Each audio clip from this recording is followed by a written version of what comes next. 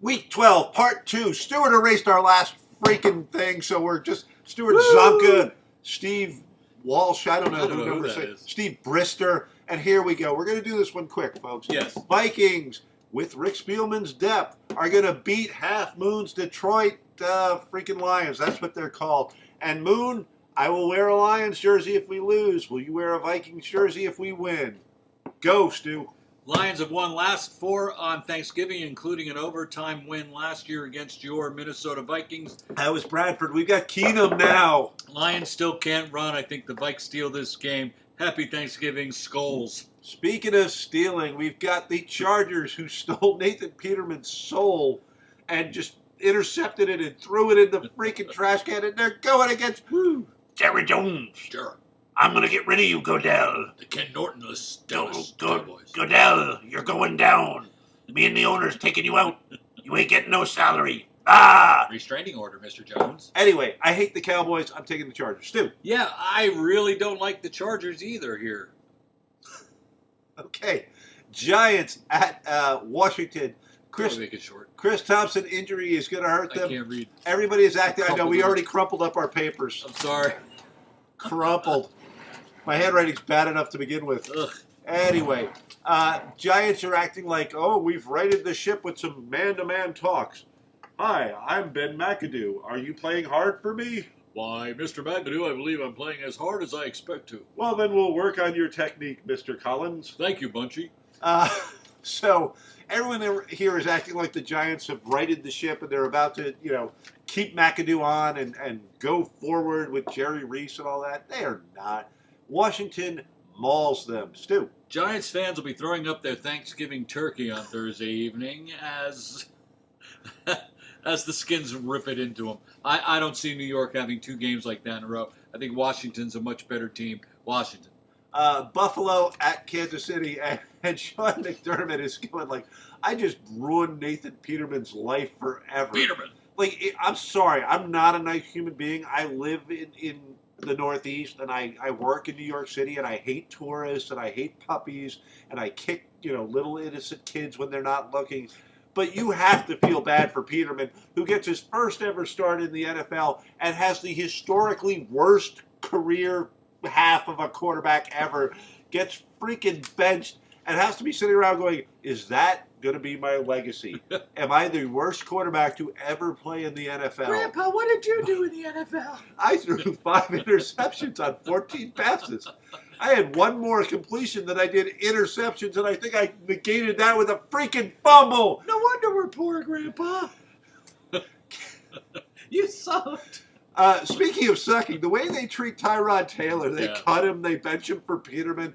The way they treat Alex Smith, they have Mahomes in the wings, they had Kaepernick in the wings. Nobody believes in these guys, and they're average or above average quarterbacks. I do believe in Kansas City as long as Kelsey isn't throwing the damn ball.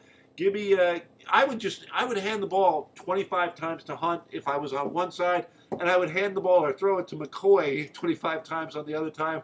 And I would see who wins the damn game, but I think Hunt will. Yeah, if you're going to ask me which team's going to come back from an embarrassing loss in this game, I believe it's going to be Kansas City. I think they're going to roll. I don't care who the Bills put in as quarterback at this point. The fact that they gave up on Tyrod Taylor last week, I think the team looks at the coaches and the owners and say, you gave up on us last week. Yeah. What's the point? And you don't know what you're doing. Yeah. Titans at Colts. And speaking of giving up, I've given up on trying to find Andrew Luck. He's evidently in the witness protection program. Brissett was a good move on their part. Give up on the notes. Brissett was a good move on their part, but they're not going to be a even average team until Luck gets back, and if he can stay healthy, and if losing a season and a half or whatever he's lost now doesn't affect him for the rest of his career. I like the Titans to ground and pound and come back from their embarrassing loss. Yeah, I'm not going to judge Brissett on his stint with Indianapolis based on his play this year. I think he was thrown into a lion's den, especially with Luck being live. The first couple of weeks, he was only there a couple of weeks, and it was already game 3. It's tough to go into that situation and win. I think the Colts will play this game close because they are home, and they don't get blown out. But I do like Tennessee to make up for their embarrassing loss last week against Pittsburgh. Take the Titans. Browns at 0-10 against the Bengals, and this is purely I hate the Bengals team right now. I think they are the worst character team. I think Marvin Lewis needs to go. Like I think these are two organizations. You could just take football out of Ohio. You could just remove Ohio from the NFL map, and we would actually have a better league with 30 teams than having these two part of it. You got college quarterbacks already telling the Browns, like, I ain't playing for y'all, man. I ain't the next Brady Quinn and Johnny Manziel. I'm thinking of taking up the baseball. Yeah. Oh no, I'm gonna get my master's degree instead of playing in the freaking NFL. That's when you know that you are historically a bad team. But I will take the Browns to not go winless this year. I think this is their moment.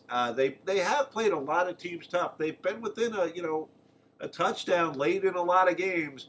Give me the Browns. Come on, Hugh Jackson. I want to take the Browns because I don't believe they're going to lose every game this year, but I just don't see them winning in Cincinnati.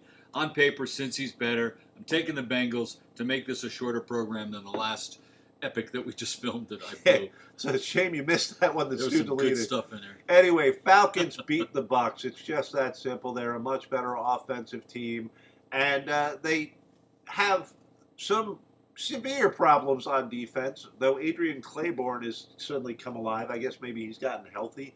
I would like to see Vic Beasley actually get a sack now and again, and I would start to believe in the Falcons if they could a little more pressure, avoid stupid penalties, like Keanu Neal did, which, by the way, I love the name Keanu. Great football players. Johnny Utah, Keanu Reeves, Keanu Neal. So give me the Falcons in this one. Fitzpatrick played against a really awful defense and looked great last week. Atlanta played against a pretty good team and just squeaked out a victory here. I can't see Atlanta, especially after their entire building imploded that they used to play in just yesterday. I'm going with Atlanta. Speaking of implosion, Stu, tell us about Dolphins at the Patriots. Well, if the line is more than 17.5 at this filming, I wouldn't be surprised. This game is over, and it hasn't been played. I don't even. They should just give Patriots the win. Miami can't cover anybody. Kiko Alonso was lost on every freaking play. I don't know what happened last year. He was pretty good. This year he's out of it. We have no offense to speak of. We traded away our best running back that we've had in quite some time to Philadelphia, who said, thank you, Super Bowl. There's no way in merciful heaven that Miami comes out of this with a win in Foxborough. It feels like it's time for Gronk's annual injury, where you can actually start to think that the Patriots will lose a game, though they have Bennett now. Brady is 22 touchdowns, 2 interceptions, and he's throwing a deep ball. He's standing in the pocket longer and throwing deep to Cook, and they just looked unstoppable. They've got a rotating cast of running backs that all get the damn job done. The defense has rounded into shape. Matt Patrician used that rocket science brain of his. They're still 32nd, but that tells you the stats don't matter. No, but they're 32nd from what they did in the beginning of the season, too. Still 32nd after several good games. Oh, Stu's going to throw facts at you, people. I'm just throwing random opinions at you. I'm on vacation, and I looked it up. That the Patriots are going to win this. Are you on vacation? I'm on vacation. Patriots are going to win this game. Speaking of winning, Chicago at the Eagles, and Jay Ajayi is the winner in that trade because now he's ripping off long runs and he looks revitalized. He's seeing, holes. Yeah, he's seeing like Moses came down from a mountain and parted the sea, and there was a hole I could run through. By Odin's beard. Sorry. So I like what Philadelphia is doing in all aspects of the game: special teams, defense, offense, even within those things, the ability to play man and zone effectively, the ability to run and pass, the ability to pass on all 3 levels, short, medium, and long, Wentz's mobility. What's not to like about the Eagles in this game? And Chicago, could you have not made a freaking field goal and given me a shot at winning a division? Come on! Yep. Trubinsky, what are you fumbling for? Bears started out, great first half, miserable second half. Philadelphia seems to do that, though. They seem to take the first half off because they know they're going to drop 40 on you in the second half. I can't see the Bears winning this game at all. I am taking the Eagles, and I'm taking them pretty big. Carolina at the Jets, and talking about two teams that have sort of switched. The expectations for the Panthers were very high in the preseason, and they came out rather listless. The Jets were expected to be the Browns this year, and they actually overperformed, and people were actually pretty like, hey, they're not that bad. But that has started to change. I like what the Panthers are doing now, and I think that I don't know. I think that Cam has actually rounded into shape. I don't know what was wrong early in the season, but I think he's looking pretty impressive now. If Kuechly stays healthy, what a player! Yeah, Thomas Davis and the front guys that open them up for those two guys. Thomas Davis, talking about underappreciated, he's right there with Kuechly. Like, Kuechly is at the point that Lawrence Taylor was once at, where like Taylor could be blocked to the ground, and they'd be like, "Do you see the way he affected that play?" Where like they'll be saying like Kuechly in on that tackle, he had his back to a guy and got knocked away from the pile, and Davis is on top of the guy like. So yeah, I like what the Panthers have been doing recently. I'm surprised that they've been able to do as well as they can with Greg Olsen looking to like announce the Viking games. Stop it, Greg. Really? Yeah, you didn't know that? No. There was a controversy because Greg Olsen was going to like work one of the Vikings games, and the Vikings were like, "Oh hell no!" Wow. So anyway, when they do get Olsen back, I believe he's getting close to coming back. They're going to be a scary team. I like the Panthers in this one easy. This is where I'm going to disagree with you. This is a game where the Jets can step up. They're at home. If they can get in Cam's head early, once Cam's head is not right and he's not having fun, he is an average quarterback. He lets his emotions get the best of him. I think the Jets have enough to win this game, and I believe they do. I agree with you. Cam is seemingly a little mentally weak. He's physically amazingly strong, but he's a guy that relishes too much when things are going well and pouts too much when things are going poorly. If I was a defensive lineman, and I'm sure they do, but I would be talking in his ear the entire game to throw him off. You can tell how he's playing by just looking at his face. If he's smiling, you're screwed. If he's not smiling, go get him. I would be talking as much personal junk as I could to see if I could throw him off this game. Speaking of a quarterback that you cannot throw off this game, we're looking at Russell Wilson and the Seahawks against San Francisco. And even though they lost, what Russell Wilson did yesterday was really impressive. There's so many times that the pocket is breaking down, and he is making plays while looking downfield. He's not just a, oh my God, let me run. But, man, when he runs, he is a hell of a runner. And he throws a zippy pass, too, when he's running. Yeah. It's not floating. Right now, I'm not saying he's the best quarterback in the NFL, but if you said what quarterback is asked to do the most for his team and is coming through, that would be Russell Wilson. So I like them in this game fairly easily over San Francisco. Stu? Yeah, I like Seattle here too. They're a very up and down team, and I typically don't like them on the road. But really, San Francisco has done nothing to make you change your mind that they're going to win one. I don't understand why they got Garoppolo. What is it? This is the third week that he's been on the team. He is not starting for this team. Do they think they're that bad that they don't want to get him killed for this year? They're already 0-9. Why play him? Or 0-10? Why play him? But why do you have him? It's the exact opposite of what you were talking about with Brissett. Brissett, it was like, okay, we got Brissett. He's in. Yeah. Yeah. Get your clothes on. You're out there now. And Garoppolo, you're right. It's a really weird thing. You got the new brain trust in San Francisco. They make the big move. You would think they would be very anxious to see if that's going to pay off.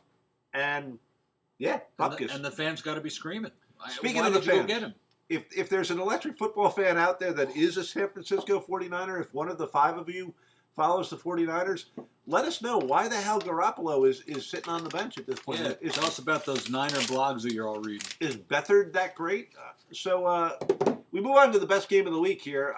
We got Saints at Rams. It would probably be a better game if Robert Woods wasn't hurt. I was surprised by my fantasy team. That's why he's hurt. I was surprised what the Vikings were able to do in bottling up Gurley, even though, I mean, we're a great defense, better defense than the Saints. But the Saints can take, a page out of the Vikings playbook and really just say, mission number one, and you don't hear this much in the NFL nowadays, but mission number one is stop that running back right there. And if it means having 2 linebackers basically just following his ass around, do it. Mm-hmm. Put the onus on Jared Goff, who last year, hell, we're writing him off. This year, people are acting like he's a Pro Bowl quarterback. The Saints have a very replicable formula for winning. Mm-hmm. Pound the ball, and when Drew Brees has to make decisions, have him make safe, veteran decisions. He's not going to make mistakes with the ball. He knows when to throw the ball away. He knows when, to check down. But he is, a Hall of Fame quarterback. And in this game, with their defense now being decent, you don't have to ask him to put up 50 points every time. Give me the Saints over the Rams. I think the Rams start to fade. Yeah, if you're going to ask me who at the end of the game gets the ball and wins the game for you out of the 2 quarterbacks, I'm going to pick Drew Brees to win this game. I think there's going to be a lot of points scored here. I don't think the Saints are going to be able to stop her. Oh! It's Tim Murray. Look what the wind blew in. Wasn't the wind. We're up to Jacksonville. Well, Stu's finishing up his trenchant analysis of the Saints versus the Rams. Anyway, I want to pick the Rams, but I'm going to take the Saints. Pull up a chair. Yeah, okay, I'll pull up a chair, but I'm going to just say the Saints, they're looking good. There we go. Drew Brees looks restored. We'll take, that's, were you the Saints? Is that 3 for the Saints? That's 3 for the Saints. There you go. 2.5 because I just got here. Jacksonville at the Cardinals, and I'm loving what Jacksonville's laying down. When you've got a defense going up against a team that really just has Larry Fitzgerald left on it, you have to take the number 1 defense against a Cardinals team that is beset by injuries. It's a tough one to me. The Jacks defense is rated number 1 in the league. I don't think that they're the number 1 defense in the league. I just can't imagine their schedule puts them in a position that they're a better defense than the Vikings or they're a better defense than anybody else. But they are number 1 on paper here.